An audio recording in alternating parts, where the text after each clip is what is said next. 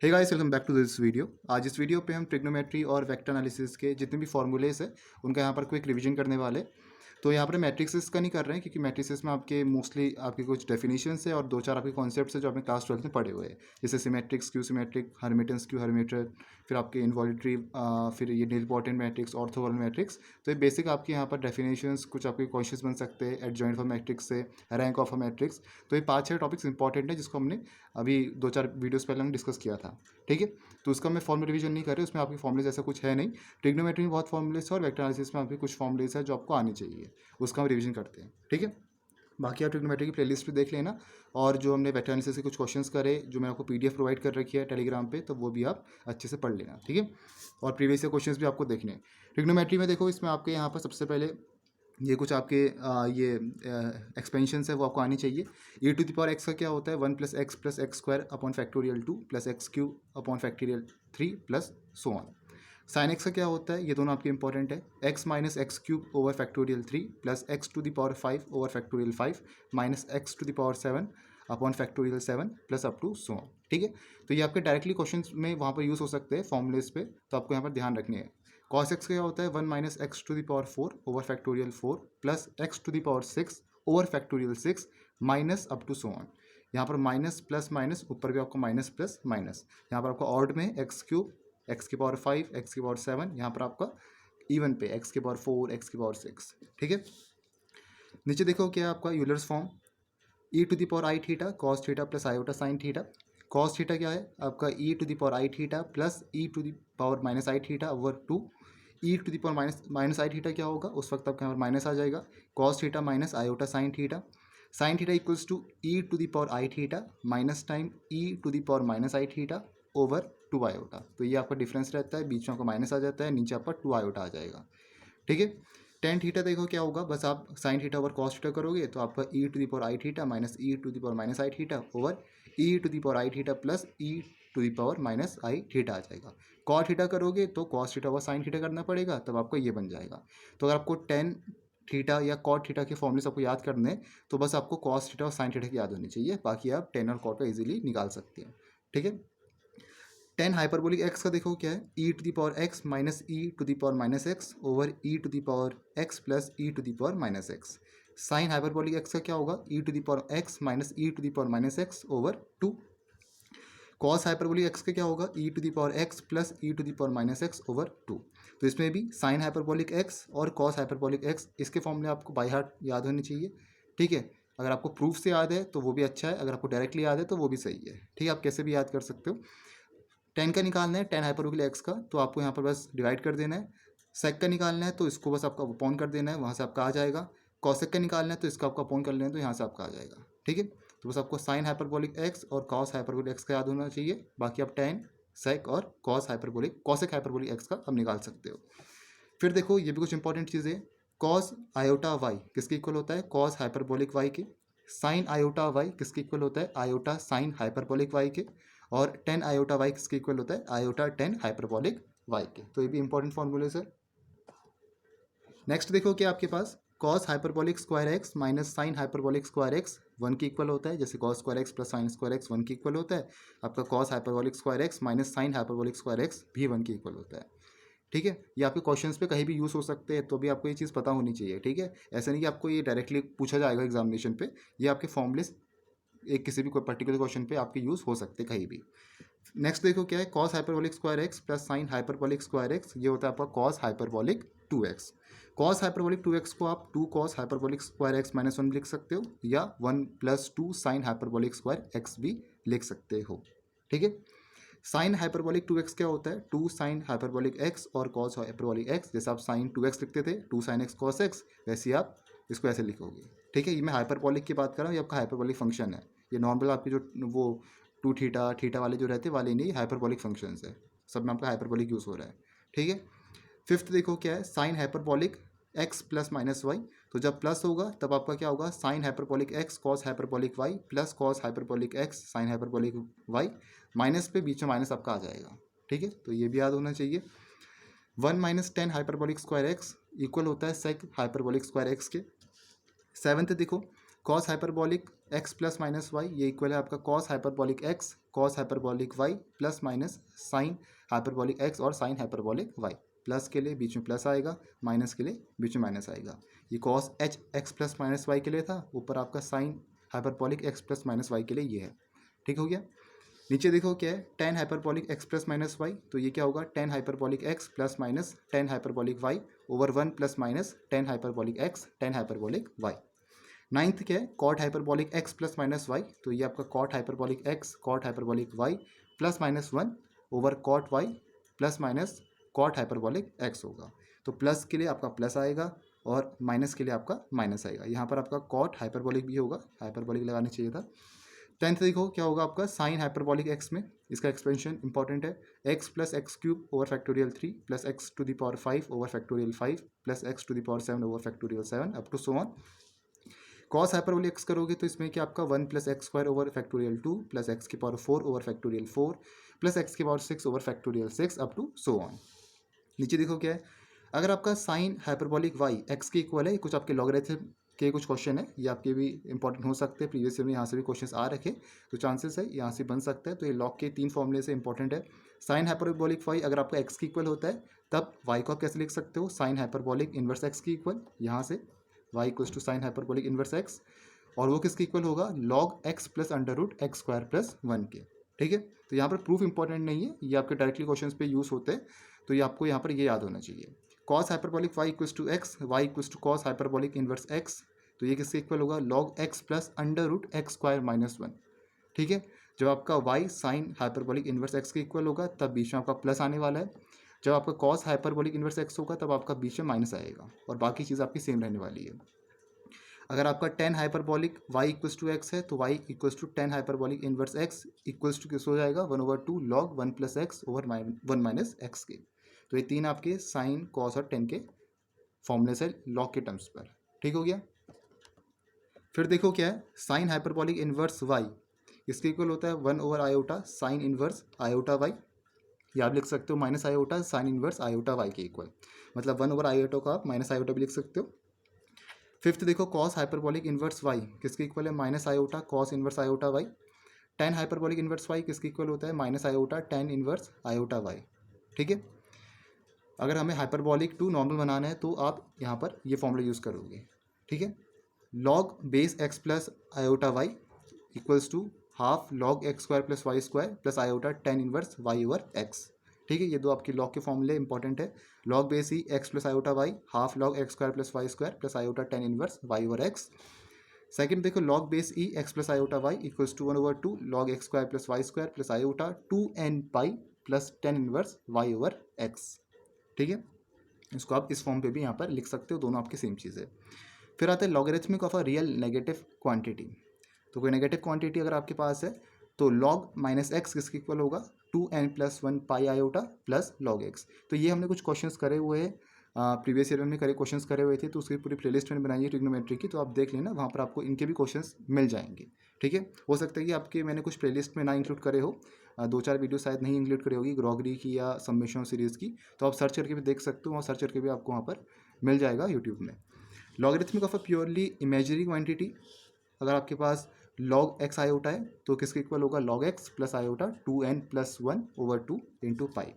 फिर आते हैं मोस्ट इंपॉर्टेंट ग्रॉगरी सीरीज, तो अगर आपका थीटा माइनस पाई ओवर 4 से पाई ओवर 4 के बीच में वेरी कर रहा है तो थीटा किसके इक्वल होता है, tan theta minus 1/3 tan cube theta plus 1/5 10 to the power 5 theta up to infinity.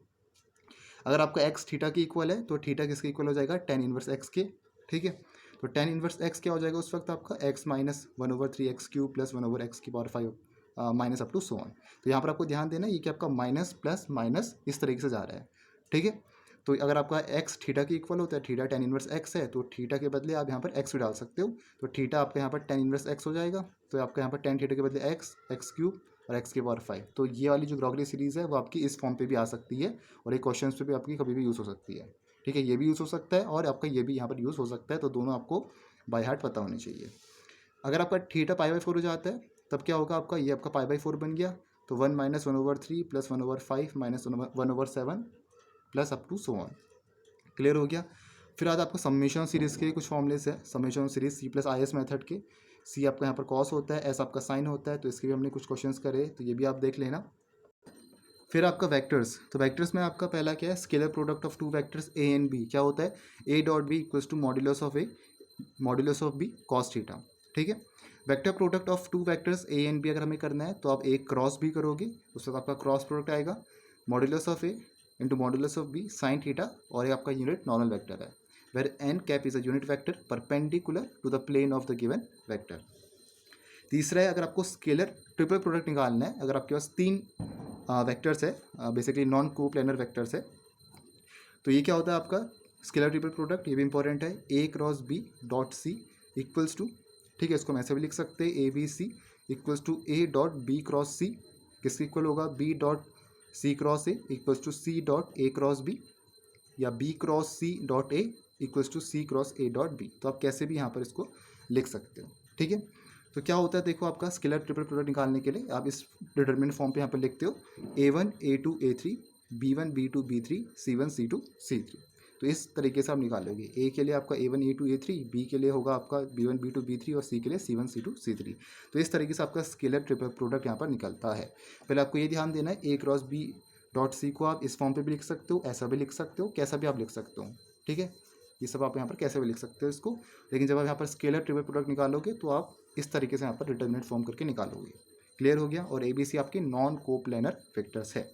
Fourth देखो क्या, वॉल्यूम ऑफ टेट्राहेड्रन निकालना है, तो डायरेक्ट फॉर्मूला आपको बता रहा हूँ, 1/6 ए बी सी, इसको आप बोलोगे ए डॉट बी क्रॉस सी, या कैसे भी, देखो इसको आप कैसे भी लिख सकते हो, ठीक है, जैसे मैं यहाँ पर कहा ए क्रॉस बी डॉट सी है, तो मैंने इसको ए बी सी करके लिखा, तो इसको आप किसी भी फॉर्म पे यहाँ पर लिख सकते हो, तो यहाँ पर ये क्या बन जाएगा, ए डॉट बी क्रॉस सी, या कुछ भी इसी फॉर्म का कोई भी आपका बन सकता है, ठीक है। तो शॉर्ट में मैंने इसको ऐसा लिख दिया, अगर जहाँ पर आपको ये दिखे तो ये आपका ए डॉट बी क्रॉस सी है, और ए डॉट बी क्रॉस सी को आप किसी भी फॉर्म पे यहाँ पर डाल सकते हो। फिफ्थ है वेक्टर ट्रिपल प्रोडक्ट, ऊपर स्केलर था, ये आपका वेक्टर ट्रिपल प्रोडक्ट है, ए बी सी आपके पास वेक्टर ट्रिपल प्रोडक्ट है, तो A cross B cross C है, तो इसको आप लिख सकते हो A dot C B minus A dot B C, ये इंपॉर्टेंट है। B cross C cross A है, तो आपका B dot A C minus B dot C A, C cross B है, तो ये होगा आपका C dot B A minus C dot A B, ठीक है, तीनों क्लियर हो गया।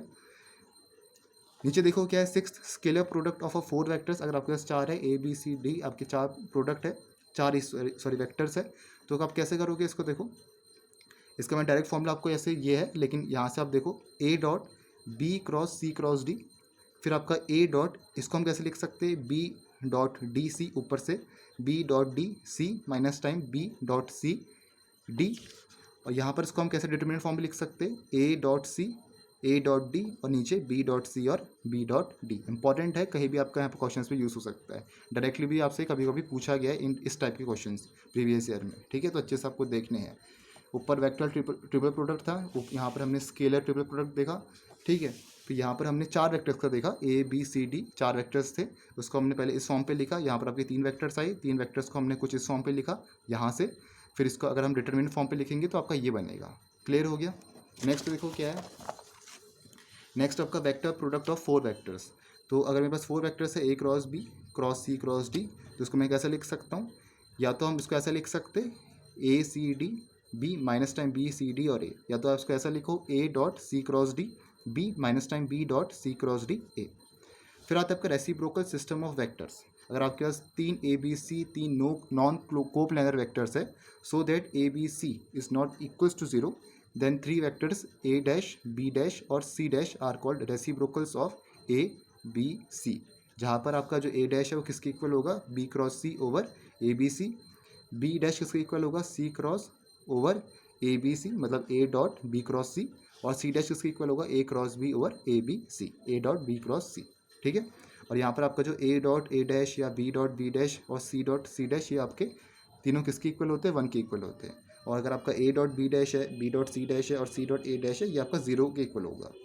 तो ये आपका रेसिप्रोकल सिस्टम वेक्टर का कॉन्सेप्ट है, इतना ही आपको यहाँ पर समझना है। अगर क्वेश्चन आया, बहुत कम क्वेश्चन देखे गए यहाँ से, लेकिन अगर आपको देखना है ये चीज़, तो बहुत छोटी सी चीज़ है, इतना ही आपको समझना है यहाँ पर, ये तीन चीज़ें और ये फॉर्म, ये जो आपके यहाँ पर कॉन्सेप्ट यहाँ पर है, ठीक है।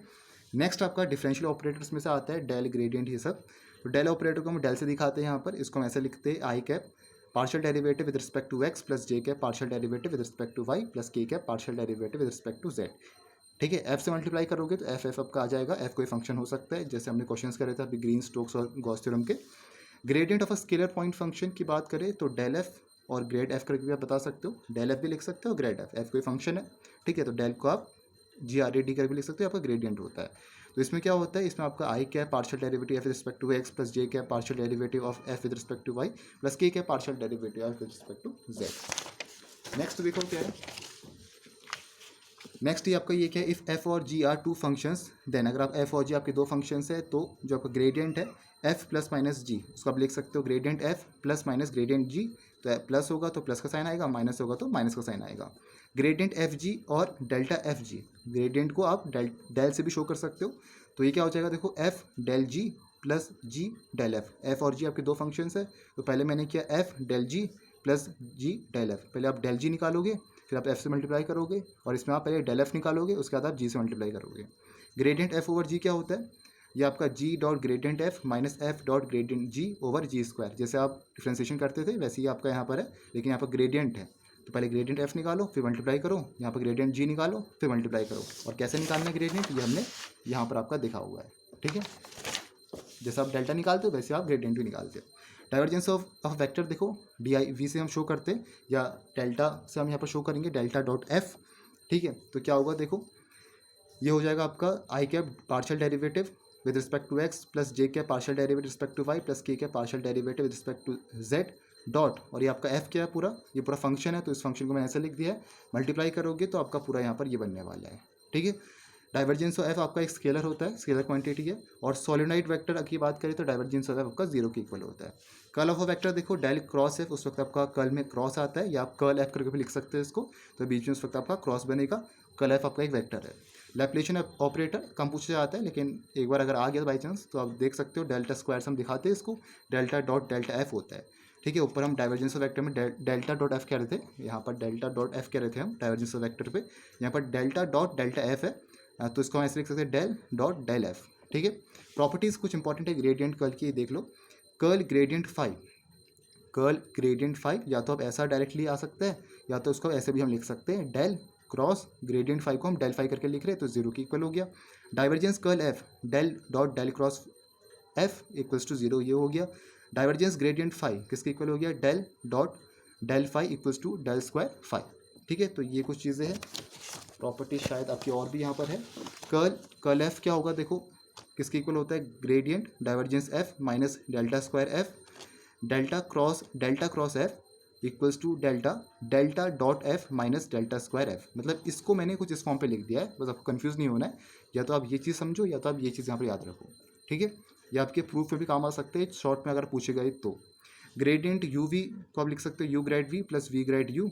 ग्रेड ए डॉट बी को लिख सकते हो A dot curl B plus B dot curl A plus A dot delta B plus B dot delta A. Divergence U A को आप लिख सकते हो U div A plus A dot gradient you.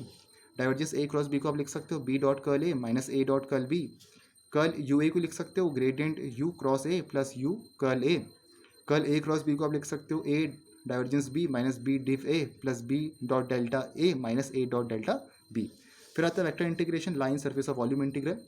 तो लाइन इंटीग्रल हमें पता है, integration line integration F dot D R over D S equals to पूरे कर्व में जो भी आपका क्लोज्ड कर्व यहाँ पर है एफ डॉट डी आर, ठीक है। सिंपल जो आप लाइन इंटीग्रेशन करते हो, नॉर्मल इंटीग्रेशन को हम लाइन इंटीग्रेशन कहते हैं यहाँ पर। तो इसमें देखो, अगर आपका यहाँ पर डी आर को हम लिख सकते हैं d x over D s, F तो आपका फंक्शन हो गया एफ वन एफ टू और एफ थ्री, और d x over D s d y over D s, d r के बदले की बता रहा हूँ यहाँ पर d y over D s, और साथ में डी एस आपका बाहर से मल्टीप्लाई हो गया क्योंकि हम नीचे डिवाइड भी कर रहे हैं, तो यहाँ पर हम इस फॉर्म पे यहाँ पर लिख रहे हैं, ठीक है। और ए से बी आपका यहाँ पर इनिशियल से फाइनल तक जो आपका कर्व यहाँ पर जा रहा है। सेकेंड आपका सर्फेस इंटीग्रल है, सर्फेस इंटीग्रेशन पे आपका डबल इंटीग्रेशन होता है और वॉल्यूम पे ट्रिपल इंटीग्रेशन होता है, ठीक है। तो surface integral F dot N D S double integration F one D Y D Z plus F two D Z D X plus F three D X D Y.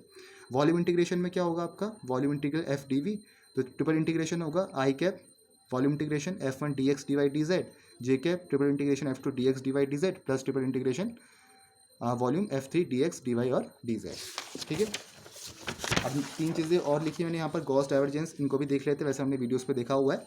तो Gauss divergence theorem में क्या बोला है कि the normal surface integral of a vector point function F over the boundary of a closed region is equal to the volume integral of divergence F taken throughout the region, मतलब जो आपका surface integral है F dot N D S वो किसके equal होगा, volume integral divergence F D V के। आपको main चीज़ यहाँ पर ये ध्यान देनी है, ऊपर वाली डेफिनेशन अगर आपको अभी क्लियर नहीं हो रही है तो आप छोड़ दो, फिजिक्स में ज़्यादा इंपॉर्टेंट है, यहाँ पर आपका फॉर्मूला ज़्यादा इंपॉर्टेंट है क्योंकि ये आपका यूज़ होने वाला है न्यूमेरिकल्स में, ठीक है। इसका कार्टेशियन फॉर्म क्या होता है, ये आपका कार्टेशियन इक्वेशन है, तो surface integral F1 divides D Z plus F2 D Z D X plus F3 D X D Y equals to triple integration, volume integration हो रहा है, partial derivative F1 over with respect to X plus partial derivative F2 with respect to Y plus partial derivative F3 with respect to Z D X D Y और D Z, ठीक है। D V है तो D X D Y और D Z.